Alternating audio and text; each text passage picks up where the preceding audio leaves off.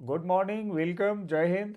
Recently forest और tree cover को लेके एक नया रिपोर्ट पब्लिश हुआ है। हालांकि इस रिपोर्ट को बहुत पहले ही आ जाना चाहिए था, लेकिन कोविड क्राइसिस के कारण सर्वे नहीं हो पाई थी, तो इसमें कुछ डिले हुआ है और फाइनली 21 दिसंबर 2024 को हमारे पास हमारे फॉरेस्ट और ट्री से रिलेटेड नया रिपोर्ट आ गया है।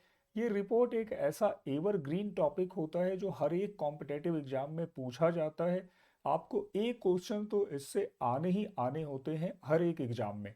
अब इस सेशन में मैं इस रिपोर्ट के की पॉइंट्स पर डिस्कस करूंगा और साथ में हम लोग देखेंगे कहाँ से क्वेश्चंस बन रहे हैं और कहाँ तक उनमें अपना एक स्ट्रॉन्ग होल्ड डेवलप किया जाए। तो शुरू कर दे हम लोग इस इंटरेस्टिंग सेशन को रिपोर्ट के साथ।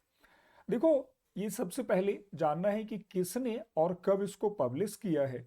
तो ये जो रिपोर्ट पब्लिश हो रहा है यहाँ पर, ये देहरादून में पब्लिश हो रहा है और इसे पब्लिश कर रहे हैं श्री भूपेंद्र यादव। भूपेंद्र यादव हमारे minister for environment, forest, climate change है। इसका नाम ध्यान रखना है कि इसमें एनवायरनमेंट भी है, फॉरेस्ट भी है और क्लाइमेट चेंज भी है, तीनों चीज़ें आती हैं।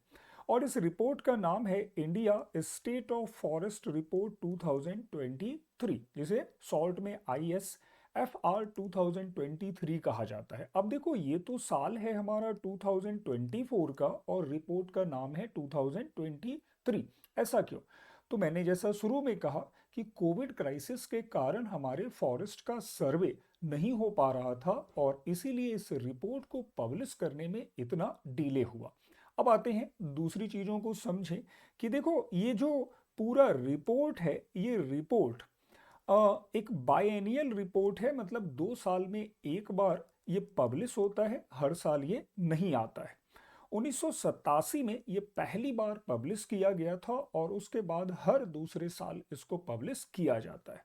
इसको प्रिपेयर करता है हमारा फॉरेस्ट सर्वे ऑफ इंडिया और इस बार का रिपोर्ट हमारा 18th एडिशन था, 18वां एडिशन था। बहुत सिंपली है, ये सारी चीज़ें ध्यान में रखनी है। और देखो, इसका पर्पस क्या होता है? इसका पर्पस होता है भारत में जो भी फॉरेस्ट हैं उनके बारे में एक कॉम्प्रिहेंसिव, एक समग्र जानकारी प्राप्त करना और उसके बेस पर फर्दर प्लान, पॉलिसी डेवलप करना। अब आते हैं कि ये जो पूरा सेरेमनी कंडक्ट हुआ वो इसी इंस्टीट्यूशन के प्रीमाइसेस में कंडक्ट हुआ और ये लोकेटेड है देहरादून में, फॉरेस्ट रिसर्च इंस्टीट्यूट देहरादून में।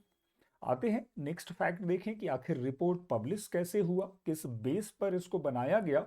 तो इसको बनाने के लिए दो तरह के फॉरेस्ट असेसमेंट हुए। सबसे पहला रिमोट सेंसिंग यूज किया गया। इस तरह से सैटेलाइट का यूज करते हुए फॉरेस्ट के कवरेज को देखा गया, ट्री के कवरेज को देखा गया और साथ में जो ग्राउंड बेस्ड सर्वे था इसको इसके साथ ऐड किया गया। जो साइंटिस्ट की टीम थी, जो फॉरेस्ट सर्वेयर थे, उन्होंने ट्री को काउंट किया, हाइट को मेजर किया, विड्थ को देखा और दोनों को मर्ज करते हुए ये डेटा फाइनली हमारे पास आता है। अब आते हैं कि इसका फाइंडिंग्स क्या है, जहां से आपको सबसे ज्यादा क्वेश्चंस बनते हैं। तो देखो, ये फाइंडिंग बता रहा है कि total forest and tree cover दोनों में अंतर है।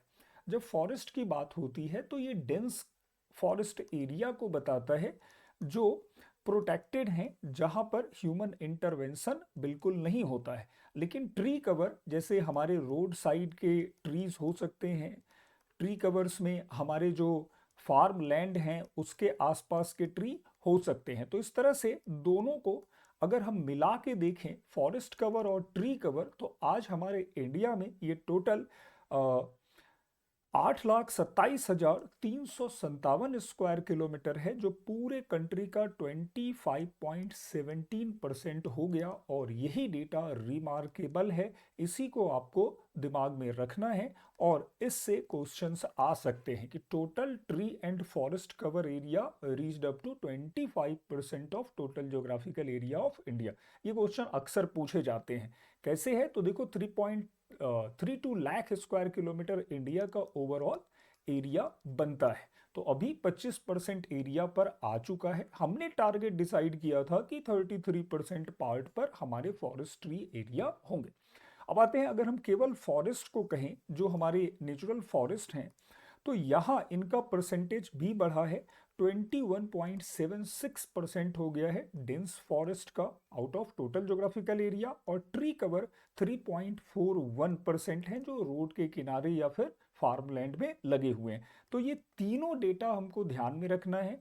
Total tree and forest cover 2570, forest cover 21.76 और ट्री कवर 3.41%।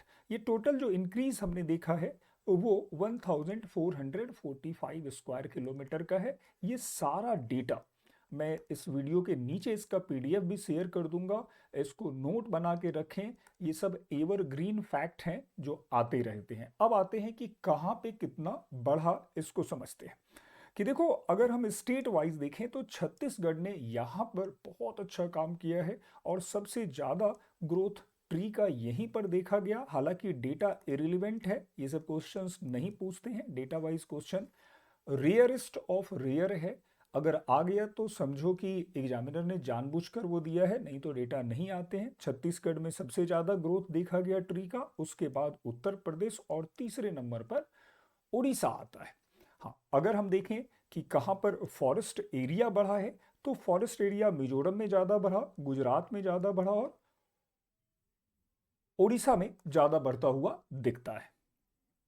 अब आते हैं हम लोग कि हमारे फॉरेस्ट और इनका डिस्ट्रीब्यूशन कैसा रहा ओवरऑल इस रिपोर्ट में। तो अगर हम state with largest forest cover को देखें, ओवरऑल किस स्टेट में कितना फॉरेस्ट है, तो आज हम देखते हैं कि इसके बाद भी मध्य प्रदेश फर्स्ट रैंक पर है। ओवरऑल फॉरेस्ट यहां पर सबसे ज्यादा दिखता है। अरुणाचल प्रदेश दूसरे नंबर पर है और छत्तीसगढ़ तीसरे नंबर पर है। देखो, मैं अक्सर क्लास में बच्चों को ये सजेस्ट करता हूं कि आप एक ट्राइंगुलर शेप को याद रखो, एक वी शेप को याद रखो और स्टार्ट कहां से करो, एमपी से। एमपी से सीधा पहुंच जाओ अरुणाचल प्रदेश और अरुणाचल प्रदेश से फिर से आ जाओ छत्तीसगढ़। तो इस तरह से एक वी का अगर आपके पास दिमाग में फ्रेम है तो you may memorise state with largest forest area. तो यहां पर पहले एमपी, दूसरा अरुणाचल, तीसरा छत्तीसगढ़। और ये क्वेश्चन कई बार पूछा जा चुका है, हर एक एग्जाम में ये पूछा जाता है। अब आते हैं कि परसेंटेज। परसेंटेज क्या हुआ, तो टोटल ज्योग्राफिकल एरिया में आखिर कितना फॉरेस्ट है परसेंटेज के अकॉर्डिंग। तो परसेंटेज में अगर हम देखें तो हमारे नॉर्थ ईस्टर्न स्टेट में परसेंटेज ज़्यादा दिखता है, साथ में आइलैंड्स में भी अगर इनको जोड़ के देखें तो लक्षद्वीप जो हमारा एक आइलैंड है यहाँ पर लोकेटेड है, यहाँ पर परसेंटेज 91 है, जो सबसे ज़्यादा है क्योंकि वहाँ पर पॉपुलेशन और सेटलमेंट बहुत कम है।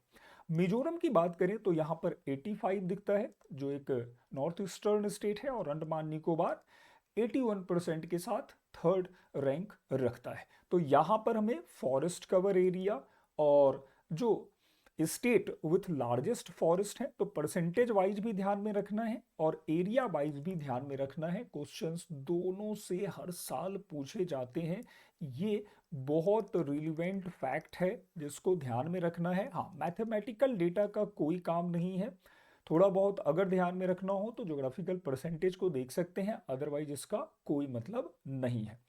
अब आते हैं दूसरा कि ये रिपोर्ट क्या कह रहा है। इस रिपोर्ट के अकॉर्डिंग हमारे 19 स्टेट एंड यूटीज जो हैं वहाँ पर 33% ज्योग्राफिकल एरिया से ज़्यादा फॉरेस्ट मिलते हैं। तो एक बहुत बड़ा अचीवमेंट दिखता है, इंडिया के 19 स्टेट में आज अचीव कर लिया गया है 33% फॉरेस्ट कवर एरिया को।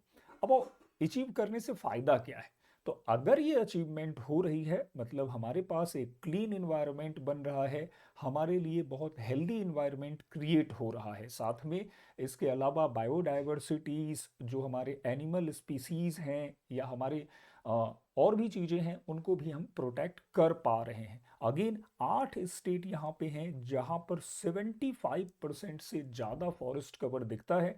इसमें मिजोरम, लक्षद्वीप, अंडमान निकोबार, अरुणाचल, नागालैंड, मेघालय और त्रिपुरा, मणिपुर आते हैं। तो ये भी एक इंटरेस्टिंग फैक्ट है जिसको दिमाग में रखना है, यूपीएससी टाइप एग्जाम में ये पूछे जा सकते हैं। अब आते हैं मैंग्रोव। कोस्टल या लिटरल फॉरेस्ट होते हैं मैंग्रोव और इनकी जो रूट्स होती हैं वो पानी में डूबी हुई रहती हैं। इंटरेस्टिंग ये है कि इनके रूट में एक सिस्टम होता है जिससे ये सेलाइन वाटर को फ्रेश करते हैं, उनको प्योर बनाते हैं और जो भी नमक है उस रूट से वो बाहर निकाल देते हैं। ये हमारे कोस्टल एरिया को प्रोटेक्ट करते हैं और साथ में ये बहुत सारे स्पेसीज के लिए हैबिटाट क्रिएट करते हैं। सुनामी भी जब आया 2004 में तो पूरे मैंग्रोव के फॉरेस्ट ने हमारे कोस्टल एरिया को डूबने से बचा लिया था। तो मैंग्रोव का एक बहुत बड़ा रोल रहता है। सुंदरवन वेस्ट बंगाल वाला जो मैंग्रोव फॉरेस्ट है वहाँ पर हम देखते हैं बंगाल टाइगर रोमिंग करते हैं, घूमते हैं, वहीं पे बहुत सारे फीसेस की स्पीसीज मिलती हैं, इनसे बहुत सारी दवाइयाँ भी बनाई जाती हैं।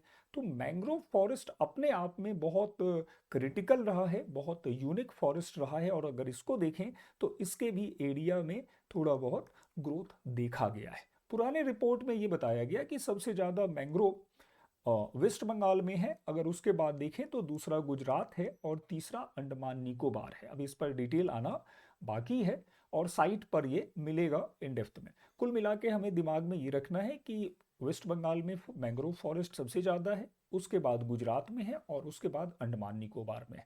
हाँ, अगर हम कहें लोकेशन वाइज तो लोकेशन वाइज में देखो सबसे ज़्यादा अगर हम मैंग्रोव को देखें तो दैट इज सुंदरवन। सुंदरवन में ही सबसे ज़्यादा मैंग्रोव मिलता है, largest mangrove area in India यही है। लेकिन दूसरा मैंग्रोव एरिया गुजरात में नहीं है बल्कि ये ओडिशा में है और वो है भितरकनिका। तो कुछ फैक्ट्स हैं जो दिमाग में रखने हैं, क्वेश्चंस यहाँ पर भी बनते हैं।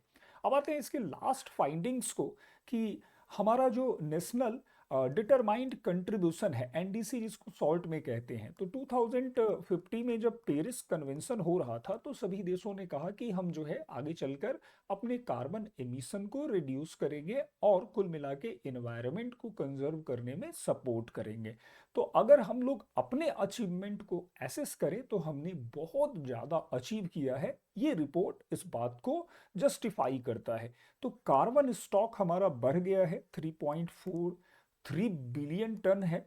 अगेन अगर हम इसको बेस ईयर से कंपेयर करते हैं तो हमारा एडिशन होता है 2.29 बिलियन टन का। अगर कोई मेंस लिख रहे हैं तभी ये काम का है, नहीं तो प्रीलिम्स में कुल मिला के ऐसे बहुत रेयर क्वेश्चन है। दिमाग में ये रखना है एक ट्रेंड की हमने अच्छा ग्रो किया है इसमें।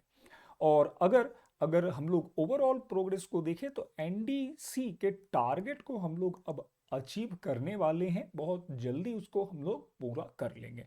तो इस रिपोर्ट की इन्हीं सारी बातों को दिमाग में रखना है, घर पे प्रैक्टिस करिए। मैं एमसीक्यू को इसके साथ ही आपके जो कम्युनिटी वाला टैब होता है इसी चैनल पे जाना है और यहाँ पर कम्युनिटी टैब होगा। आप चैनल को जैसे ही ओपन करोगे तो एमसीक्यू कम्युनिटी टैब में होंगे। मैं इससे 20 to 25 क्वेश्चन आपको पोस्ट कर दूंगा और वहाँ पे आप प्रैक्टिस कर लेना और इस चीज़ को अपने दिमाग में बैठा के चलना कि यहाँ से क्वेश्चंस बहुत ज़्यादा पूछे जाते हैं। ठीक है, तो all the best all of you. और कुछ नई बातों पे हम लोग हर सेशन में डिस्कस करते रहेंगे।